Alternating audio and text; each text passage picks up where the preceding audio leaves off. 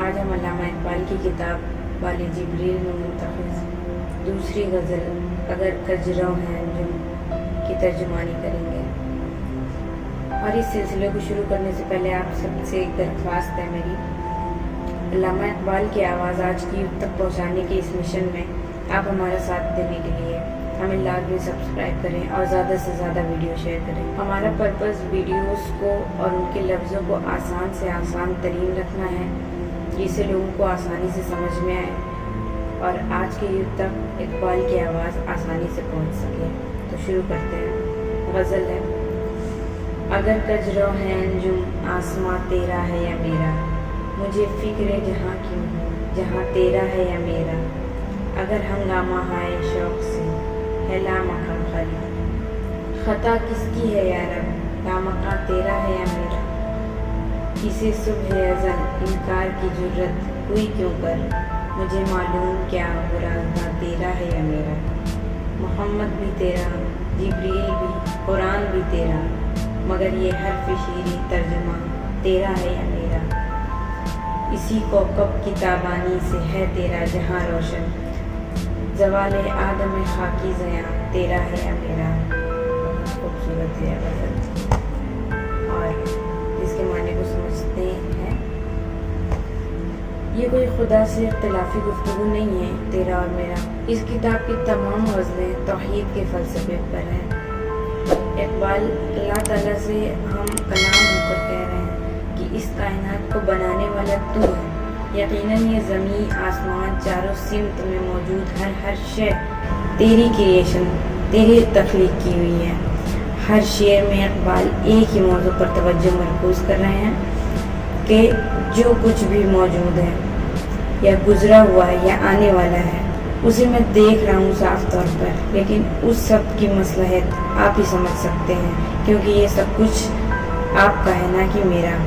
یاد رہے کہ اس پورے غزل میں تیرے کا اشارہ خدا کی طرف ہے اور میرا کا اشارہ انسان کی طرف ہے۔ اس غزل کو اس طرح سے لفظوں میں پرویا ہے کہ تیرا ہے یا میرا اس سوال کے انداز میں، لیکن ہے ایک مکمل گفتگو کے طور پر۔ اس غزل کی خصوصیت یہ ہے کہ یہ مسلسل ہے، ہر شعر میں خدا تعالیٰ سے خطاب ہے اور بظاہر اقبال نے شعر میں خدا سے سوال کیا ہے لیکن خدا تعالیٰ کے سامنے سر تسلیم خم کر دیا ہے۔ تو اس غزل کے اسلوب بیان بہت دلکش اور مؤثر ہے۔ اردو ادب میں اس کی مثال بہت مشکل سے ملے اور اس غزل کی ایک بہت اہم خصوصیت یہ ہے کہ اقبال نے اس غزل کی جو ردیف قائم کی ہے تیرا ہے یا میرا، وہ اقبال کی بنیادی فلسفے کی آئینہ دار ہے، یعنی خدا کی ہستی کے ساتھ ساتھ خودی کا اثبات بھی کر دیا ہے۔ مختصر یہ کہ حقیقت جب یہ ہے کہ ہم عقل کے ذریعے سے حقیقت کو نہیں جان سکتے تو پھر ہمیں یہ اعتراض کرنے کا کوئی حق نہیں کہ ایسا کیوں ہے ویسا کیوں ہے، یعنی دنیا میں صحت کے ساتھ بیماری کیوں ہے، نیکی کے ساتھ بدی کیوں ہے۔ ان اعتراضات کے ساتھ ہمیں اپنے رب کا اعتراف کرنا مناسب ہے، بلکہ اس کی مرضی کے سامنے سر تسلیم خم کر دینا چاہیے، سرنڈر کر دینا چاہیے، کیونکہ وہی خالق ہے، وہی مالک ہے۔ اگر کجرو ہے انجم آسماں تیرا ہے یا میرا، مجھے فکر جہاں کیوں ہو جہاں تیرا ہے یا میرا۔ کجرو ٹیڑھا چلنے والا یعنی غلط راستے پہ چلنے والا، انجم ستارے مراد ہے انسان سے۔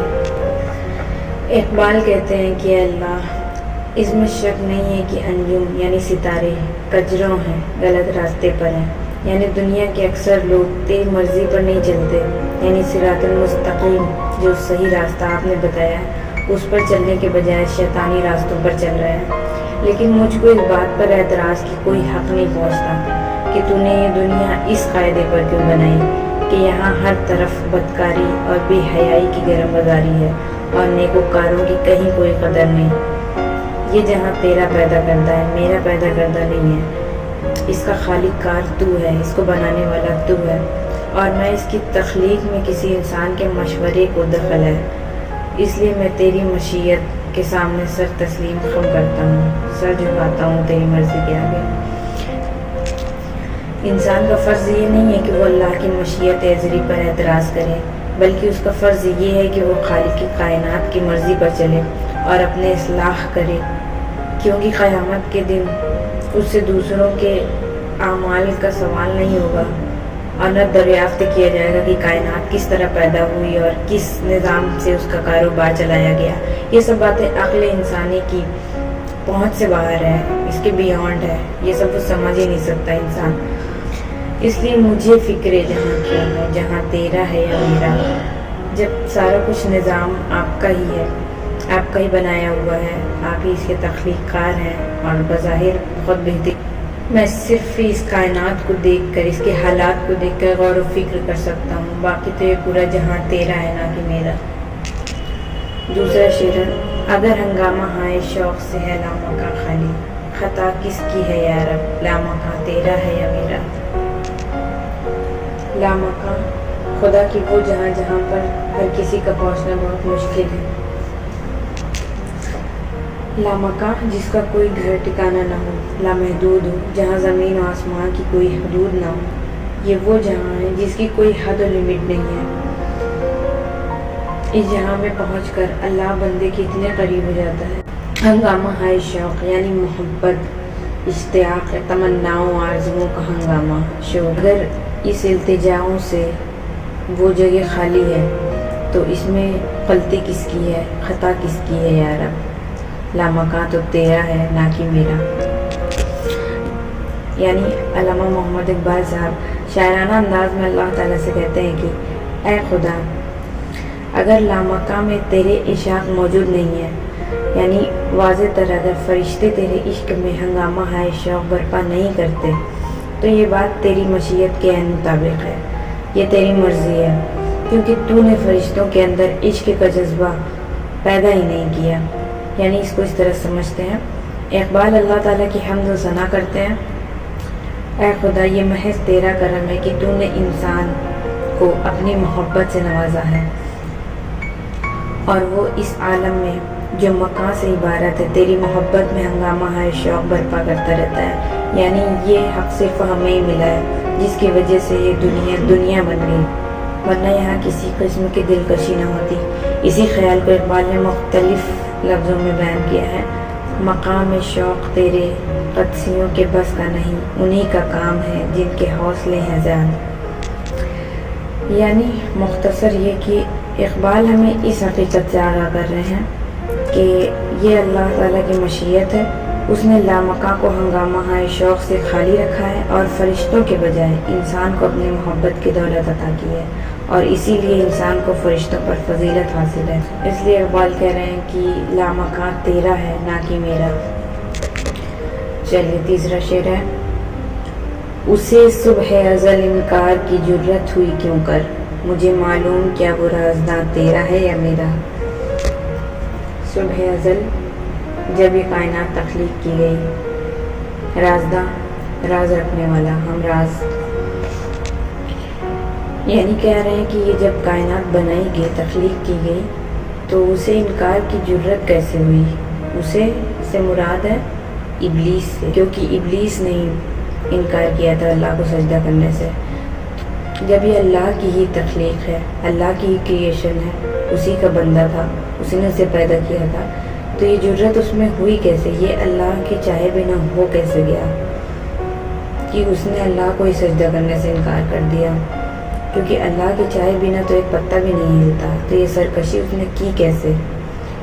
اقبال فرماتے ہیں کہ ابلیس نے تیرے حکم سے سرتابی کی، لیکن اس میں بھی شک نہیں ہے کہ اس میں انکار کی جرت تیری ہی مشیت کی بدولت ہے، اور تیری مرضی کا تقاضا یہی تھا کہ دنیا میں آدم کے ساتھ ساتھ ابلیس کا وجود بھی کار فرما رہے، اس لیے تو نے دونوں کو پیدا کیا اور ابلیس کو اختیار دیا کہ وہ جو راستہ چاہے اپنے لیے پسند کرے، اس لیے اپنی مرضی سے انکار کا راستہ اختیار کیا۔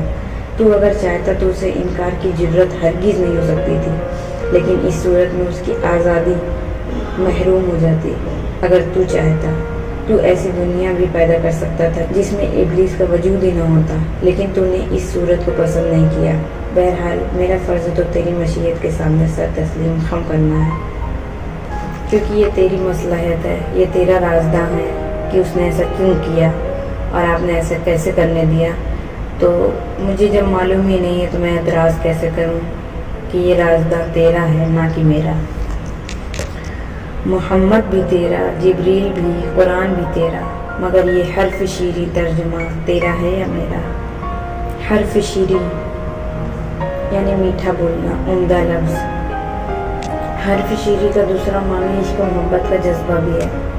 اے خدا، اس میں شک نہیں ہے کہ حضور اکرم صلی اللہ علیہ وسلم اور حضرت جبریل علیہ السلام اور قرآن حکیم، یہ تینوں تیرے ترجمان ہیں، یعنی تیری مرضی اہل دنیا پر ظاہر کرتے ہیں، اور تیری مرضی وہ شریعت و دستور زندگی ہے جو تو نے قرآن حکیم کی صورت میں سرکار دو عالم کے واسطے بنی آدم کے لیے نازل فرمائی۔ لیکن یہ حرف شیریں یعنی یہ جذبہ عشق میری ہستی کا ثبوت ہے، یہ میرے ہونے کا ثبوت ہے۔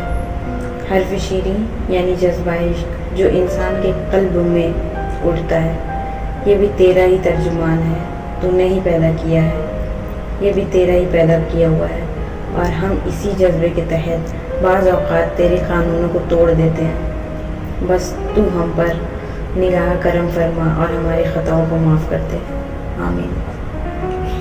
اور ظاہر ہے انسان اسی جذبہ عشق کی بدولت اللہ اور اس کے رسول برحق صلی اللہ علیہ وسلم کی عزت کو برقرار رکھنے کے لیے اپنی جان پر کھیل جاتا ہے، ورنہ عقل کا تقاضا تو یہ ہے کہ انسان ان مقامات سے بالکل بچا کرے جہاں جان کا خطرہ ہو، لیکن ایسا نہیں ہوتا ہے۔ اللہ کے عشق میں انسان اپنی جان پر بھی کھیل جاتا ہے۔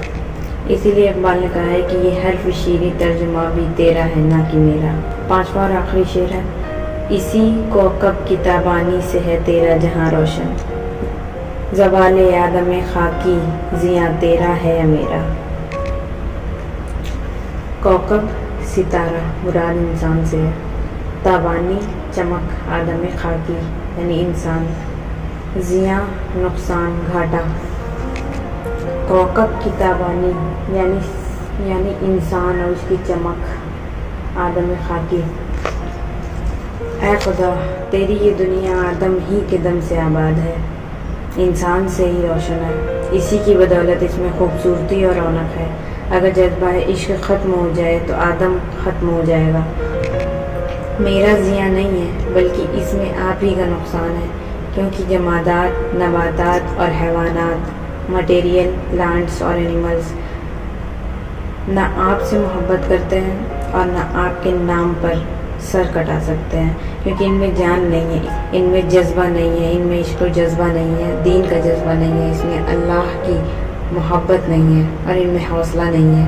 یہ حوصلہ تو صرف آدم ہی کا ہے، وہ آپ کے لیے سر کٹا بھی سکتے ہیں اور لٹا بھی سکتے ہیں، اور اپنے خون سے آپ کی ہستی کا اثبات کر دیتا ہے۔ اقبال نے اس شعر میں اسی عظیم الشان صداقت کو شاعرانہ انداز میں پیش کیا ہے کہ اے خدا، اس منور کی رونق محض آدم کے دم سے وابستہ ہے، تیری دنیا اسی کوکب کی تابانی سے منور ہے۔ اگر جذبہ عشق زائل ہو جائے تو یہ دنیا اور یہ انسان تاریک ہو جائے گا، اور زوال آدم خاکی سے آدم کا نقصان نہیں، خود خالق آدم کا نقصان ہے، بنانے والے کا ہی نقصان ہے، کیونکہ اگر کوئی نہیں ہوگا تو خدا کی عبادت کون کرے گا، خدا کو خدا کون کہے گا۔ اقبال نے اسی کو اس طرح سے کہا ہے، ہم تو جیتے ہیں کہ دنیا میں تیرا نام رہے، کہیں ممکن ہے کہ ساقی نہ رہے جام رہے۔ واہ، کتنی خوبصورت انداز سے کہا ہے کہ اگر ایسا کہیں ممکن بھی ہے کہ ساقی نہ رہے اور جام رہے، جام اگر پلانے والا ہی نہ ہوگا تو جام کو جام کون کہے گا، اور ساقی کو ساقی کون کہے گا۔ بہت خوبصورت ہے غزل۔ اسی لیے اقبال نے آخر میں یہ کہا ہے کہ زوال آدم خاکی زیاں تیرا ہے یا میرا، یعنی کہ اب میں کیا ہی شکایت کروں، کیونکہ اس میں نقصان میرا تو نہیں ہے، شاید تیرا ہے۔